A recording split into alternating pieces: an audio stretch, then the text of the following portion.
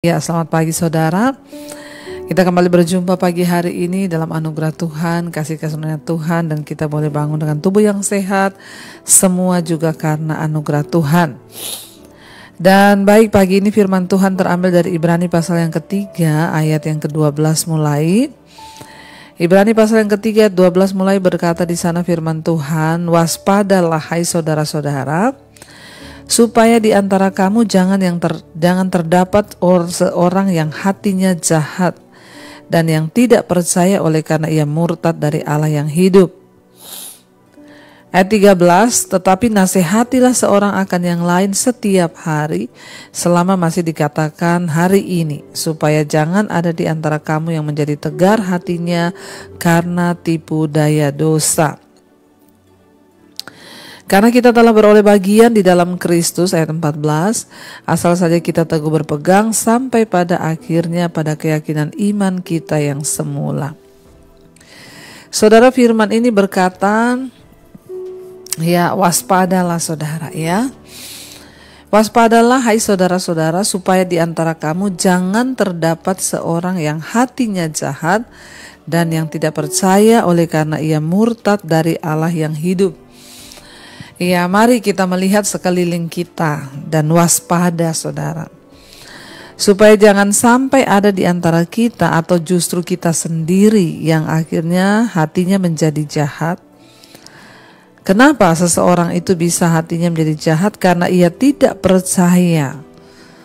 Ya, dan karena ia murtad dari Allah yang hidup.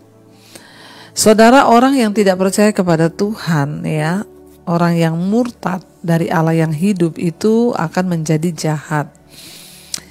Kata murtad di sini itu bukan berarti orang pindah agama, ya. Oh, dari Kristen dia pindah ke agama yang lain. Enggak. Murtad itu bisa jadi dia masih Kristen, tetapi dia sudah tidak mempercayai kuasa Tuhan, dia sudah meragukan Tuhan. Setiap minggu dia masih ke gereja, tetapi dia meragukan Tuhan. Maka itu namanya kita sudah murtad secara rohani. Artinya apa? Masih beragama Kristen tapi sudah tidak lagi mempercayai kuasa Tuhan.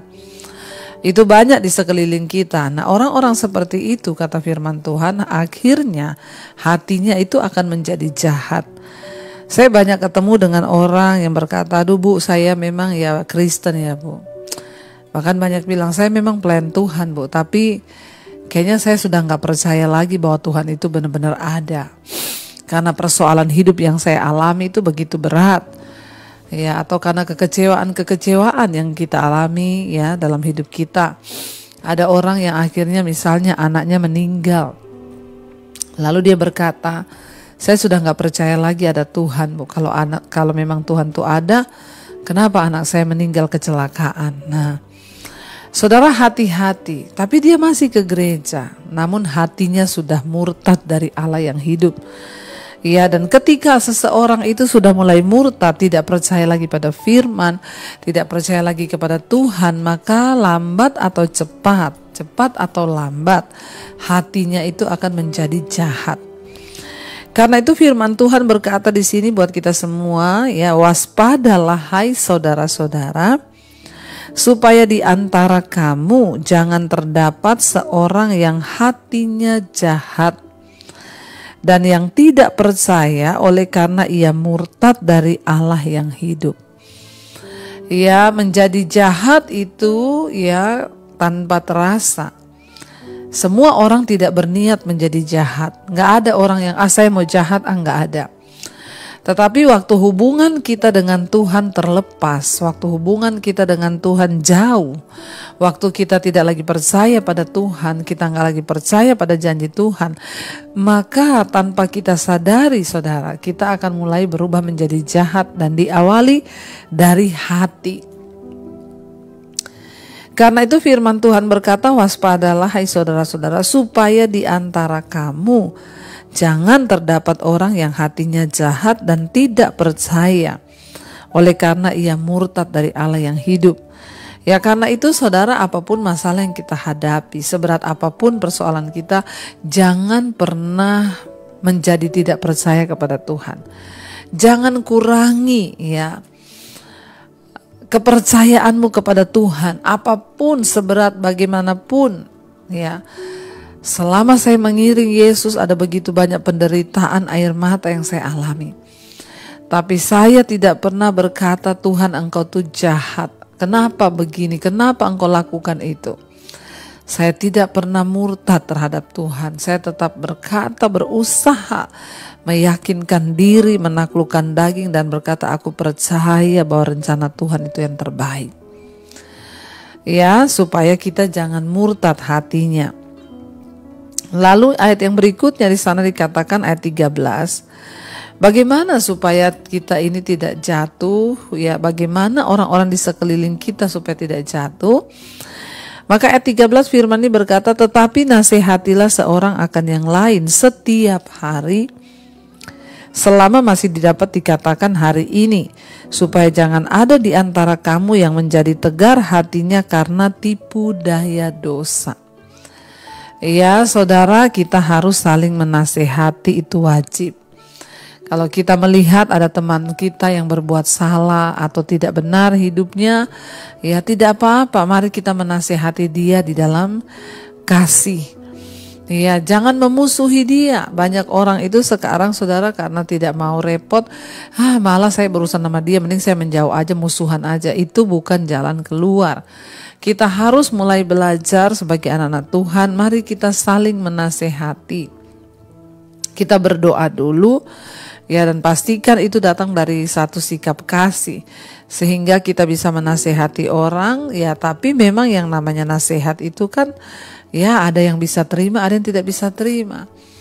Yang penting kita sudah menasehati, perkara dia terima atau tidak, yaitu kembali dia urusannya dengan Tuhan.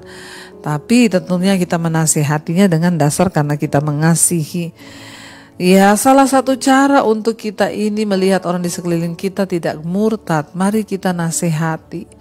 Nasihati saudaramu, nasihati anakmu, nasihati suamimu, nasihati istrimu. Kita semua harus saling menasihati setiap hari. Ya, coba kita introspeksi diri dan kita cek saudara, setiap hari adakah satu orang saja yang kita nasihati? Entah itu anak kita harus belajar ya menjadi orang yang menasehati. Misalnya sebagai kepala keluarga, bapak-bapak, ya engkau harus menasehati anakmu. Misalnya ya satu hari ya engkau mungkin tidak sempat ketemu ya lewat WA, nak ya ingat ya, pegang firman Tuhan, berjalan dalam kekudusan supaya hidupmu disertai Tuhan. Itu adalah nasihat.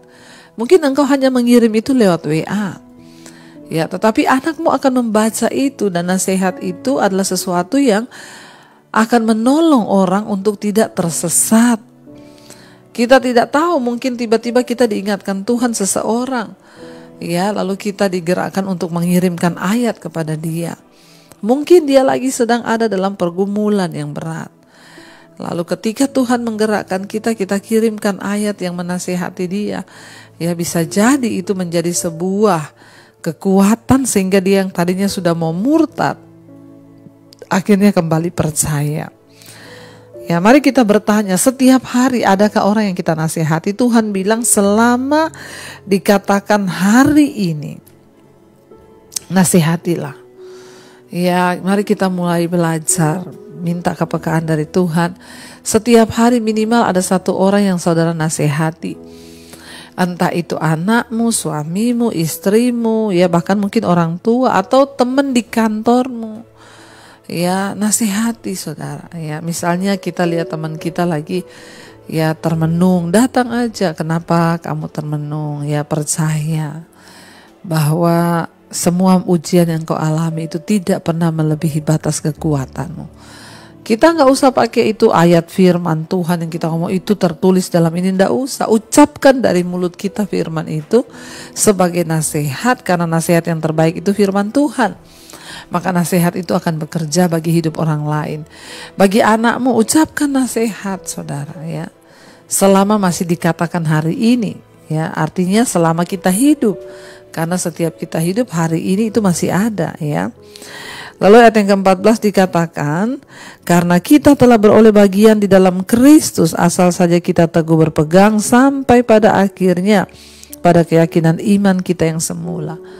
Kita semua sudah mendapat bagian di dalam Kristus, asal saja, atau dengan kata lain yang penting ya, kita berpegang teguh ya sampai pada akhirnya.